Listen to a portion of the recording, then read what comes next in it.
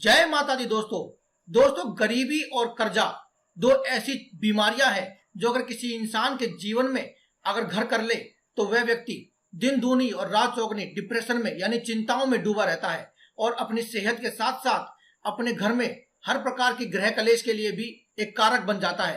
दोस्तों, अगर किसी व्यक्ति को अपने सिर पर से कर्जा मुक्त होना हो या फिर अपनी गरीबी का नाश करना हो तो कहा जाता है कि माता लक्ष्मी का आवाहन करना चाहिए, माता लक्ष्मी को प्रसन्न कर लेना चाहिए। कभी कभी जीवन में ऐसा कुछ हो जाता है कि माता लक्ष्मी रुष्ट हो जाती है, तो ऐसे में दोस्तों आपको माता लक्ष्मी को प्रसन्न कर लेना चाहिए। माता लक्ष्मी को प्रसन्न करने के लिए नवरात्रि के 9 दिनों को सबसे प्रयुक्त माना जाता है। हर इंसान की कोई ना कोई मनोकामना होती है, आपकी भी होगी। गरीबी का दूर करना हो या फिर कर्जे से मुक्ति हो, व्यापार में तरक्की हो या फिर व्यापार में आ रहे घाटे को दूर करना हो, दोस्तों किसी भी प्रकार की मनोकामना हो, आपको नवरात्रि में माता लक्ष्मी को प्रसन्न करके आप अपनी सभी प्रकार की मनोकामनाओं को पूरा करवा सकते हैं। ऐसा माना जाता है कि नवरात्रि में अगर आप माता लक्ष्मी की और समस्त माताओं की, खासकर से माता दुर्गा की अगर पूजा अर्चना करते हैं, सच्चे मन से उनका ध्यान करते हैं, तो माता लक्ष्मी और समस्त माताएं आपसे प्रसन्न हो जाती है और आपके ऊपर अपना विशेष आशीर्वाद बनाकर रखती है और आपकी सभी मनोकामनाओं की हाथों हाथ पूर्ति हो जाती है। दोस्तों, इसीलिए आज की इस वीडियो में हम आपको कुछ ऐसी चीजों के बारे में जानकारी देने वाले हैं जिनमें से अगर आपने कोई एक भी चीज अपने घर में लाकर रख ली इन नवरात्रि, तो आप समझ लीजिए कि आपके जीवन में कभी भी धन की कोई कमी नहीं होने वाली है।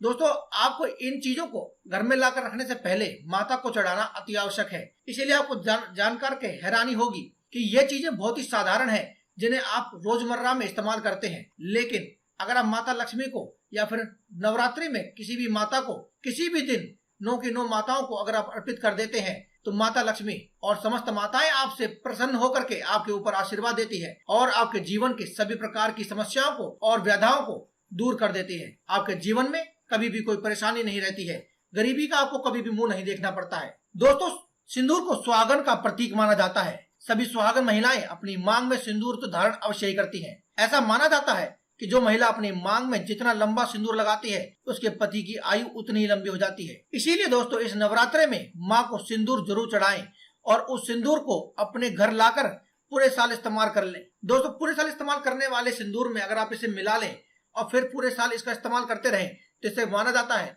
कि आपके पति की आयु तो लंबी होती ही है, साथ ही साथ उसके कारोबार में भी वृद्धि होती है। दोस्तों, आपने सुना होगा कि माता को 16 श्रृंगार चढ़ाए जाते हैं क्योंकि माता को सुहागन चीजों का दान करना बहुत ही फलदायी माना जाता है। ऐसा करने के लिए आप 16 श्रृंगार बाजार से लेकर आए और माता लक्ष्मी के या फिर माँ दुर्गा के किसी भी मंदिर में आपने अर्पित करें। उन्हें चढ़ाकर वहां पर बैठ करके दुर्गा सप्तशती का पाठ करें। उसके बाद उन सभी वस्तुओं को लेकर जरूरतमंद व्यक्तियों में बांट दें। ऐसा करने से उसका 100 गुना लाभ आपको मिलकर होता है।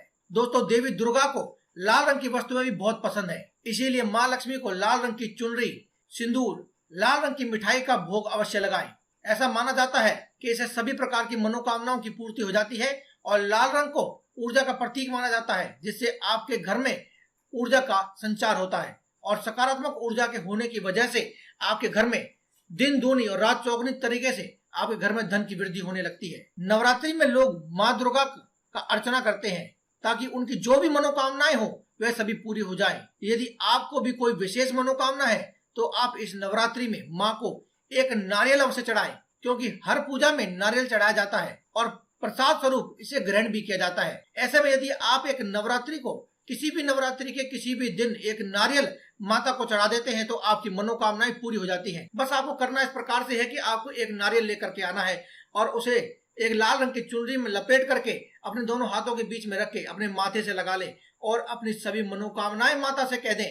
मन ही मन दोस्तों आपको अपनी मनोकामनाएं कहनी है। अगर इस उपाय को घर की महिलाएं करें तो बहुत ही जल्दी फल आपको देखने को मिलता है। अगर महिलाएं नहीं कर सकती हैं तो पुरुष भी इस उपाय को करें, कोई परेशानी नहीं होगी। उसके बाद दोस्तों आप माता लक्ष्मी से अपनी मनोकामना कहते हुए माता लक्ष्मी को या माँ दुर्गा को इन नवरात्रों में इस नारियल को चढ़ा दे और उनसे कहें जैसे ही आपकी मनोकामना पूर्ण होगी आप इस नारियल का प्रसाद सभी में वर्तित करेंगे।